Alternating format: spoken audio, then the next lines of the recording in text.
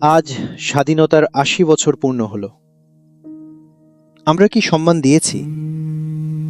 আমরা কি মনে রেখেছি? আমরা কি এই পুণ্যাত্মাদের বলিদানকে সম্মান দিতে পেরেছি?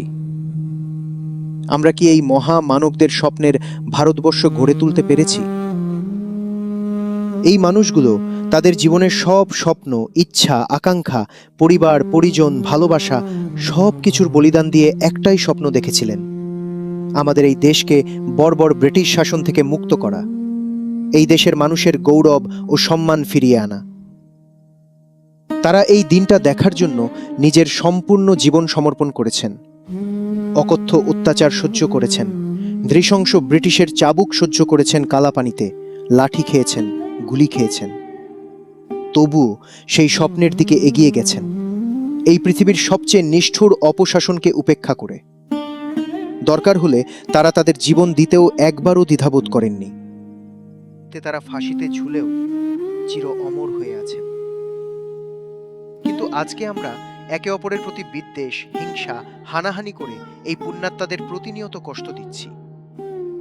আমরা তাদের বিচারধারার সম্পূর্ণ অবমাননা করছি।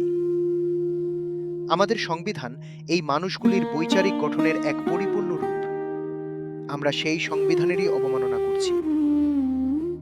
আসুন, we the people of India, আমরা ভারতের জনগণ, ভারতকে একটি সার্বভৌম সমাজতান্ত্রিক, ধর্মনিরপেক্ষ, গণতান্ত্রিক সাধারণতন্ত্র রূপে গঠন করিবার এবং ইহার সমস্ত নাগরিকের জন্য সামাজিক, অর্থনৈতিক ও রাজনৈতিক ন্যায় বিচার, চিন্তা, মতপ্রকাশ, বিশ্বাস, ধর্ম ও উপাসনার স্বাধীনতা, মর্যাদা ও সুযোগের সমতা নিশ্চিত করিবার এবং তাহাদের সকলের মধ্যে ব্যক্তির মর্যাদা এবং জাতির ঐক্য ও অখণ্ডতা নিশ্চিতকারী ভ্রাতৃত্ব বৃদ্ধি করিবার দৃঢ় সংকল্প হইয়া আমাদের গণপরিষদে ১৯৪৯ সালের ২৬শে নভেম্বর এতদ্বারা এই সংবিধান গ্রহণ, বিধিবদ্ধ ও আত্মে অর্পণ করিলাম।